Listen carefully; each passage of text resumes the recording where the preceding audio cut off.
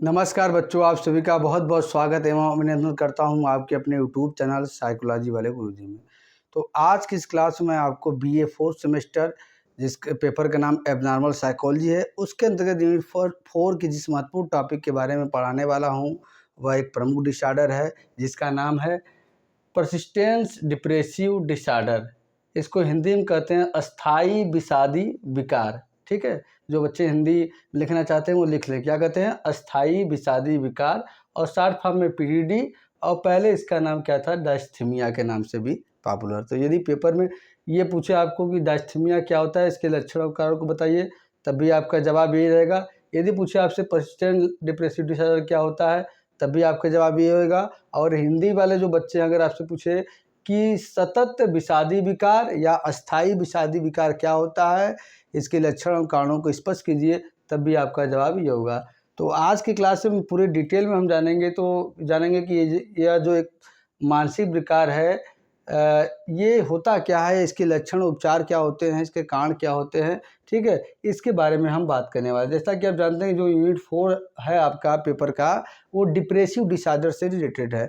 तो पहले हमने पढ़ा कि डिप्रेसिव डिसऑर्डर क्या होते हैं, उसके लक्षण कारण क्या होता है, डिप्रेशन किसे कहते हैं।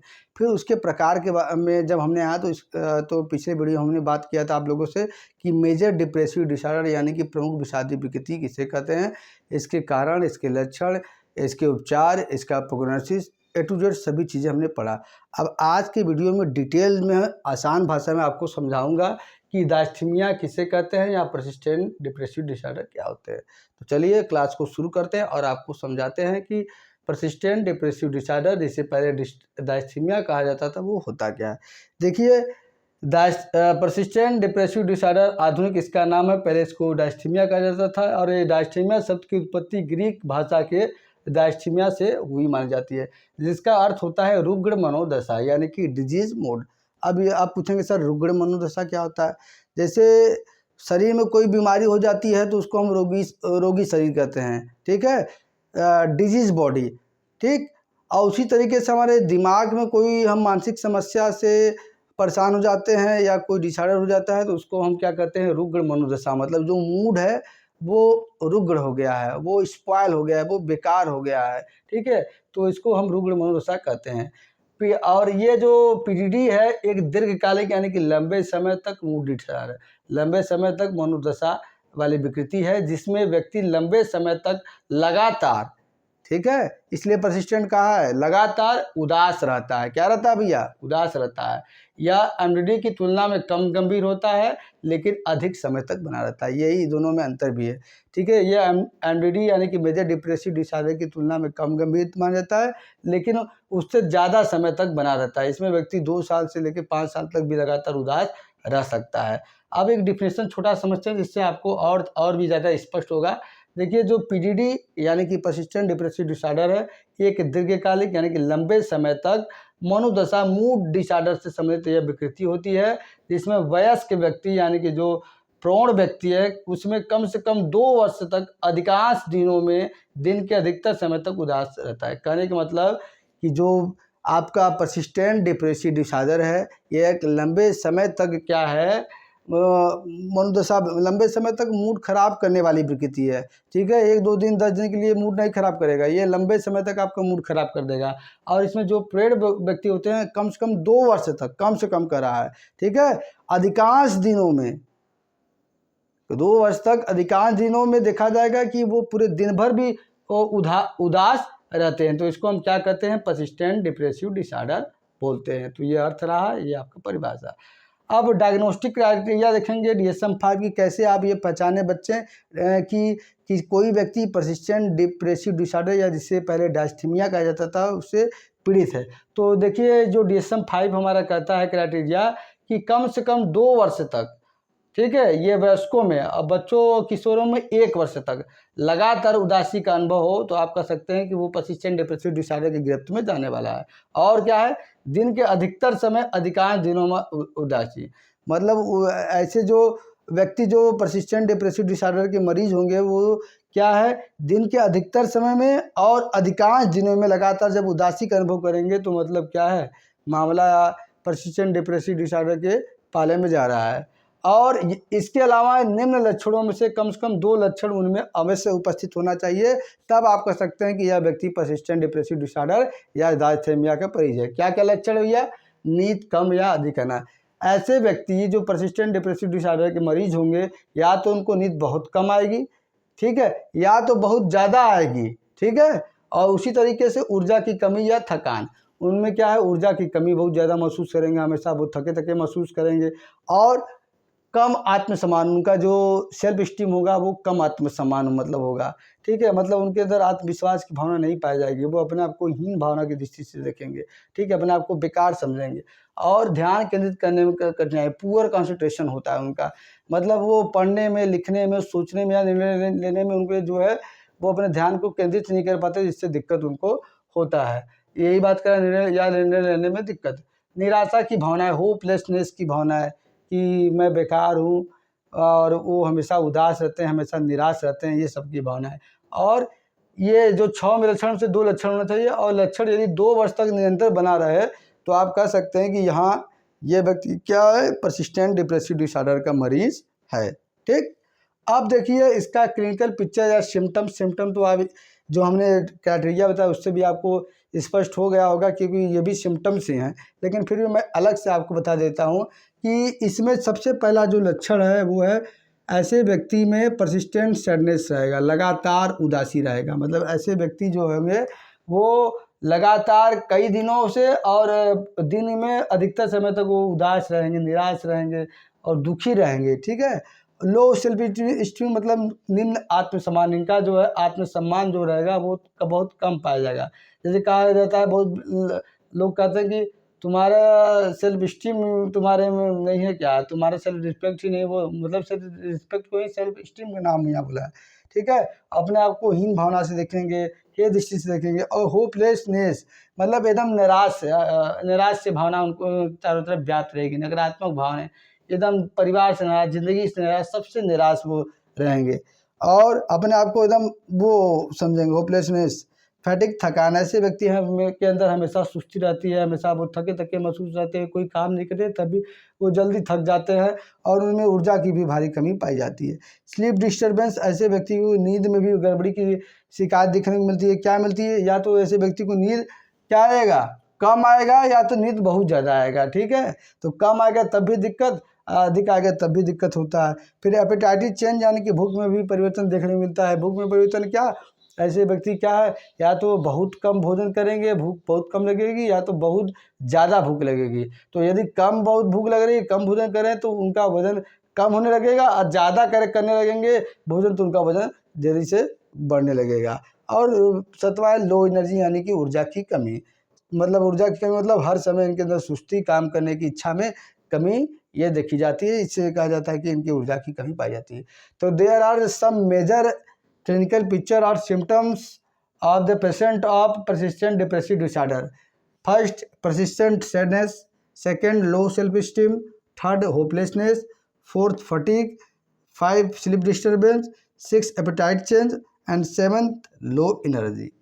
ठीक, तो इसके आधार पर यदि इनमें से 5 लक्षण आपको देखने को मिलते हैं तो आप कह सकते हैं कि ऐसे व्यक्ति पर्सिस्टेंट डिप्रेसिव डिसऑर्डर के गिरफ्त में जा चुके हैं। अब तो ये तो बात हो गया लक्षण का भैया, अब इटियोलॉजी कारण इसके क्या होंगे कि ये जो डायस्थीमिया है ये आखिरकार उत्पन्न क्यों होते हैं। तो इसके पीछे 3 कारक जो है मेन रूप से काम करते हैं, जैसा कि हर मैं बताता हूँ। एक बायोलॉजिकल कारण यानी कि जैविक कारक, एक साइकोलॉजिकल कारण यानी कि मानसिक कारक, एक सोशल फैक्टर यानी कि सामाजिक कारक। आप पहले समझते हैं कि बायोलॉजिकल फैक्टर क्या होता है। देखिए बायोलॉजिकल फैक्टर क्या होता है, जो जन्म से आपको चीज़ें मौजूद मिलती हैं, जो माता पिता के जीन्स के माध्यम से आपके अंदर ट्रांसफ़र होती है, या जो आपको क्या है आनुवंशिकता के माध्यम से मिलती है। इसी के रिलेटेड पहला जेनेटिक फैक्टर यानी कि आनुवंशिक कारक। यह प्रायः देखा गया है कि जिन बच्चों के माता पिता या उनके सगे संबंधियों में क्या है वो कभी किसी मानसिक समस्या से ग्रस्त रहे हैं तो उनके बच्चे में भी ये चीज़ें होने की संभावना बढ़ती है। इसी को हम जेनेटिक फैक्टर बोलते हैं। न्यूरोट्रांसमीटर यानी कि ये क्या होता है, न्यूरोट्रांसमीटर मतलब होता है यह एक तरह से केमिकल मैसेंजर यानी कि रासायनिक संदेशवाहक हमारे शरीर में होते हैं, जो एक नर्व सेल से दूसरे नर्व सेल तक सूचनाओं को ढोने का काम करते हैं। तो जब इनमें कोई गड़बड़ी हो जाती है, इनकी कमी हो जाती है या अधिकता हो जाती है, तो लोगों को दिक्कत हो जाती है। जैसे देखिए, अगर सेरोटोनिन जो है वो एक तरह से हमारा न्यूरोट्रांसमीटर है, केमिकल मैसेंजर है, जो सूचनाओं को ढोने का काम, ले आने का काम करता है।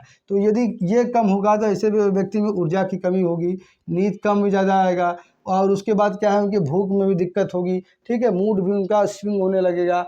तो ये अगर इसकी कमी किसी व्यक्ति में पाई जाती है तो इससे क्या है, तमाम तरह की दिक्कतें मैंने आपको बताया, जैसे नींद कम आएगा, ऊर्जा की कमी आएगा, और ध्यान केंद्रित करने में कठिनाई होगा, और भूख में परिवर्तन होगा। अब हार्मोनल चेंज जिसको हम कहते हैं, हार्मोनल परिवर्तन, देखिए हमारे शरीर में बहुत सारे हार्मोन हैं, ठीक है, जो हमारे शरीर के विभिन्न प्रकार के काम करते हैं, जिनके नियंत्रण होता है, ठीक है। जैसे आप देखिए, थायराइड ग्लैंड है, यदि किसी व्यक्ति में थायराइड ज़्यादा बढ़ जाए तो जिसको हाइपोथायराइडिज्म कहते हैं, ये सब चीज़ ये भी हमारे मूड को नियंत्रित करते हैं, हमारे जो है एनर्जी को नियंत्रित करते हैं, हमारे विभिन्न प्रकार की चीज़ों को करते हैं। तो जब बढ़ जाता है या कमी हो जाता है तो व्यक्ति में दिक्कत हो जाता है, वो तनाव आ जाता है, और लगातार तनाव रहेगा तो व्यक्ति क्या है, वो इस रोग के गिरफ्त में आ जाएगा।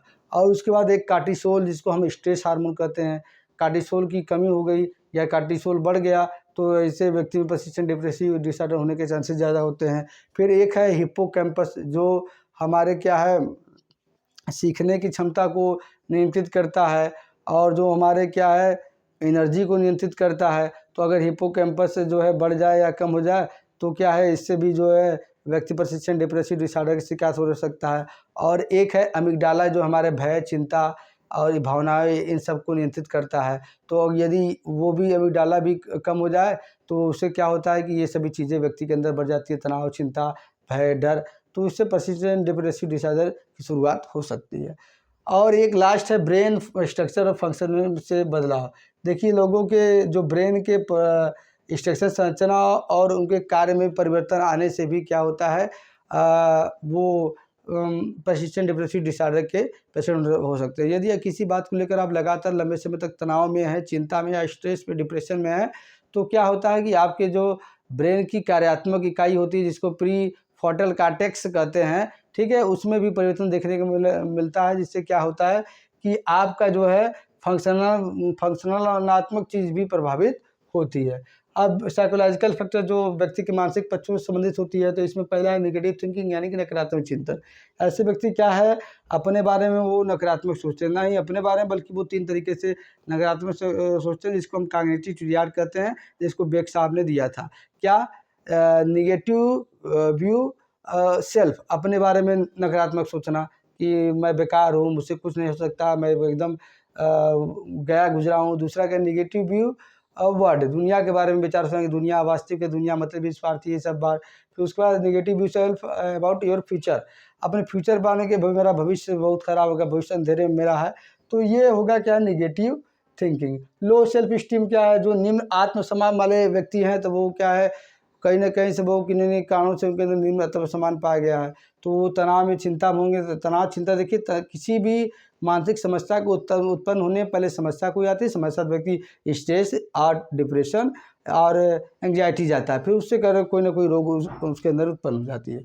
तीसरा है लर्न हेल्पनेस, यानी कि सीखी हुई लाचारी या सीखी हुई जो है ये लाचारी है। इसका मतलब क्या होता है कि इस सिद्धांत को मार्टिन सेलिग्मैन ने दिया था, और उन्होंने कहा था अगर कि कोई व्यक्ति कोई काम कर रहा है, उसमें बार बार असफलता, बार बार उसे निराशा हाथ लगे, तो वो व्यक्ति उस काम को छोड़ देता है, ठीक है। जैसे फॉर एग्जाम्पल, कोई व्यक्ति प्रतियोगी परीक्षा की तैयारी कर रहा है, तो अगर बार बार उसे निराशा मिले, बार बार उसे हताशा मिले, तो उसे छोड़ के कोई और काम करने लगता है, क्योंकि वो जान जाता है कि ये मेरे बस की बात नहीं है। पर्सनालिटी फैक्टर भी प्रभावित करता है व्यक्ति के अंदर कोई मानसिक रोग होने के। जैसे पर्सनालिटी फैक्टर माने व्यक्तित्व से संबंधित कारक। अब वो भी उसमें जो व्यक्ति ऐसे जो डिपेंडेंट है, पैसिव यानी निष्क्रिय व्यक्ति वाले होते हैं, जो दूसरे पे आश्रित वाले होते हैं, वो जल्दी इन मानसिक समस्याओं से ग्रस्त हो जाते हैं। डिपेंडेंट व्यक्ति मतलब आश्रित, कामचोर, दूसरे पे आश्रित है, दूसरा कोई उसको ला के देगा तो वो करेगा, खाएगा, पिएगा, तो वो सब समाज। जो ऐसे व्यक्ति जो निष्क्रिय हैं, तो निश्चय में भी उनके अंदर जो है चीज़ें वो दिक्कत होंगी, तो मानसिक समस्याओं से ग्रस्त हो जाएंगे। अब हम बात करते हैं नेक्स्ट सोशल फैक्टर, यानी कि सामाजिक कारक से संबंधित कारक कौन होते हैं जो व्यक्ति के अंदर पर्सिस्टेंट डिप्रेसिव डिसऑर्डर और डिस्थेमिया को उत्पन्न करते हैं। सबसे पहला क्रॉनिक स्ट्रेस, यदि कोई व्यक्ति लंबे समय तक लगातार चिंता लगातार तनाव कर रहा है, तनाव की अवस्था में है, तो उससे क्या है, उससे पर्सिस्टेंट डिप्रेसिव डिसऑर्डर होने के चांसेस ज़्यादा होते हैं। ठीक है। फैमिली प्रॉब्लम, परिवार से जुड़े जो समस्या होती है, जैसे परिवार में व्यक्ति है उसमें लड़ाई झगड़े मारपीट क्लेश ये सब हो रहा है, तो उससे भी उसका मूड जो होता है वो डिस्टर्ब हो जाता है, वो टेंशन डिप्रेशन एंग्जाइटी में चला जाता है, जिससे बाद में वो पर्सिस्टेंट डिप्रेसिव डिसऑर्डर का शिकार हो जाता है। फिर नेक्स्ट है सोशल आइसोलेशन, मतलब समाज से क्या है, अलगाव। समाज से अलगाव में मतलब अपने परिवार के लोगों से, समाज के लोगों से, दोस्तों से, मित्र मंडली से अलग होने से व्यक्ति क्या है खुद विभिन्न प्रकार की मानसिक समस्याओं से जूझने लगता है। देखिए जब एक कोरोना आया था, इसमें लॉकडाउन लगा था, तो 20 दिन व्यक्ति को घर में ही कैद रहने में क्या है, समाज से अलगाव होने में वो उसका स्थिति जैसे मानसिक स्थिति का बढ़ा गया था, तो इससे व्यक्ति मानसिक समस्याओं से जूझ जाता है। फाइनेंशियल प्रॉब्लम, देखिए अब नहीं, फाइनेंशियल प्रॉब्लम मतलब वित्तीय समस्याएं, पैसा, आर्थिक समस्या, पैसा रुपया, इससे तो बड़ी बड़ी समस्या हल हो सकती है, बड़ी बड़ी समस्या व्यक्ति के अंदर आ जाती है। ठीक है। जैसे आज के समय देखिए तो बहुत ज़्यादा बेरोजगारी है, व्यक्ति आय का स्रोत का कम है, उसका एक्सपेक्टेशन ड्रीम ज़्यादा है, लोन लेके व्यक्ति फ्लैट लिया है, EMI भर रहा है, फिर उसके बाद जो है और उसके जो है नौकरी भी नहीं मिल पा रही है, तो इससे जो है व्यक्ति के अंदर जो है तनाव चिंता आता है, क्योंकि जिम्मेदारी आ जाती है तो लोगों को करना पड़ता है काम, तो इससे व्यक्ति उभर नहीं पाता है। तो देखिए किसान जो होते हैं इन्हीं कारणों से सुसाइड कर लेते हैं। पूरा इंटरपर्सनल रिलेशनशिप मतलब क्या है, अपने अंतर व्यक्ति जो है लोगों से क्या है, उनका जो रिलेशनशिप होता है वो पुअर हो जाता है। अगर ऐसे व्यक्ति कोई समाज में है जो कि न अपने परिवार से, न अपने रिश्तेदार से, न समाज से अच्छा रिश्ता रख रहा है, तो वो धीरे धीरे क्या है, अपने आप को ही मानसिक समस्या के गर्त में डाल रहा है। इसलिए कहा जाता है कि आप जो है अपनी बातें मन में दबा के मत रखिए। इसलिए ये कह रहे राहुल संस्कृतायन एक हिंदी के लेखक हैं, जिन्होंने लिखा था एक रचना अदातो घुमक्कर जिज्ञासा, मतलब कि उन्होंने कहा कि घूमने से क्या है, व्यक्ति के जिज्ञासा भी बढ़ती है, उसे नई नई बातें सीखने को मिलती है, उसका सामाजिक दायरा भी बढ़ता है। ठीक है। तो इन सभी कारणों से there are 3 major factor that create the persistent depressive disorder on और एनी पर्सन। तो आप biological factor, psychological factor, social factor, इन सब के बारे में मैंने विस्तार से बता दिया। आपको नोट्स चाहिए तो टेलीग्राम पे ज्वाइन कीजिए, और आप जो है कमेंट में कमेंट करके नोट्स लिखिए, मैं आपको जो है टेलीग्राम पे अपलोड कर दूँगा। अब हम एक बात बच्चे पूछते हैं कि sir difference between MDD and PDD, मतलब मेजर डिप्रेसिव डिसऑर्डर और पर्सनालिटी डिप्रेसिव डिसऑर्डर में अंतर क्या होता है। तो आइए समझते हैं। देखिए आधार, ये बेसिक मतलब आधार हेडिंग, फिर MDD और PDD। आधार क्या है, अवधि की बात करें ड्यूरेशन के, तो जो MDD है मेजर डिप्रेसिव डिसऑर्डर है, कम से कम 2 सप्ताह तक अगर बना रहे किसी व्यक्ति में जो है लगातार उदासी, तो वो इसकी गिरफ्त में जाने का चांस रहता है। और इसमें कम से कम 2 वर्ष तक PDD में, जो अभी मैं पढ़ा रहा हूँ। और सेवरिटी गंभीरता के बारे में बात करें तो ये MDD अधिक गंभीर माना जाता है और PDD का कम गंभीर माना जाता है। लेकिन PDD क्या लंबे समय तक बना रहता है, ये कम समय तक। सिम्टम के बारे में बात करें तो जो मेजर डिप्रेसिव डिसऑर्डर के सिम्टम है बहुत ज़्यादा गंभीर होते हैं, तीव्र होते हैं, और लेकिन इसके जो सिम्टम होते हैं वो हल्के होते हैं, लेकिन लंबे समय तक बने रहते हैं। इम्पैक्ट, प्रभाव के बारे में बात करूं मैं, तो प्रभाव के बेसिस के बारे में बात करूं तो ये दैनिक जीवन पर MDD बहुत गहरा प्रभाव डालता है, आपके दैनिक जीवन की दिनचर्या प्रभावित होती है। और लेकिन वही बात करें MDD PDD की, तो ये धीरे धीरे जीवन को प्रभावित करता है। ठीक है। जैसे कोई स्लो पॉइजन काम करता है, एक कोई तगड़ा पॉइजन, यही PDD MDD की काम है। ऑनसेट को देखें तो ये अचानक या तेज़ी से शुरू हो जाता है, या धीरे धीरे क्या है किसी व्यक्ति में शुरू होता है। रेमिशन यानी उपचार के बारे में बात करें तो उपचार से जल्दी ठीक होने की संभावना होती है MDD के मरीज में। और PDD मतलब समय धीरे धीरे सुधार होता है, लेकिन लंबे समय तक उपचार की इसमें आवश्यकता होती है। किसमें, पर्सिस्टेंट डिप्रेसिव डिसऑर्डर में। और MDD में क्या होता है, उपचार से जल्दी ठीक होने की संभावना होती है। तो ये मैंने आपको इन बेसिस पे क्या है what is difference between MDD and PDD के बारे में बताया। कभी कभी आपका शॉर्ट टाइप क्वेश्चन में ये क्वेश्चन आ जाता है, तो जिससे क्या है बच्चे आप इसको लिख सकते हैं, और आसानी से क्या है आप जो है परीक्षा में अच्छे नंबर प्राप्त कर सकते हैं।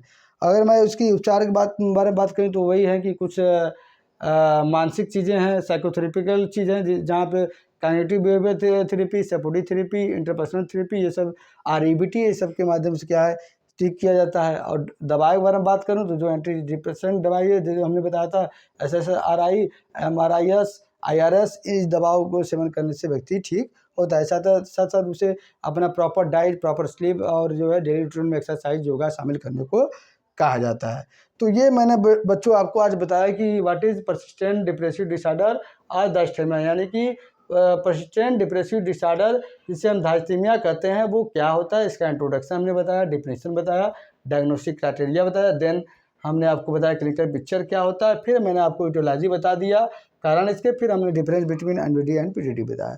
अब अगले क्लास में हम आप लोगों को बताएंगे डिप्रेसिव डिसऑर्डर का जो तीसरा प्रमुख प्रकार है, जिसको हम बाइपोलर डिसऑर्डर कहते हैं, जिस द्रव्य विकृति, उसके बारे में हम बताएंगे। यदि आपके पास किताब हो तो किताब आप पढ़ के आइएगा, जब मैं वीडियो पढ़ाऊंगा तो इससे आपको समझने में आसानी होगा। वीडियो अच्छी लगे तो वीडियो को लाइक कीजिए, चैनल पर नए हैं तो सब्सक्राइब जरूर करके जाइएगा, और ज़्यादा से ज़्यादा शेयर करिए अपने मित्रों के साथ जो भी ये 4th सेमेस्टर के स्टूडेंट हैं। तो चलिए मिलते हैं नेक्स्ट क्लास में नए टॉपिक से। तब तक के लिए आप सभी बच्चों का बहुत बहुत धन्यवाद।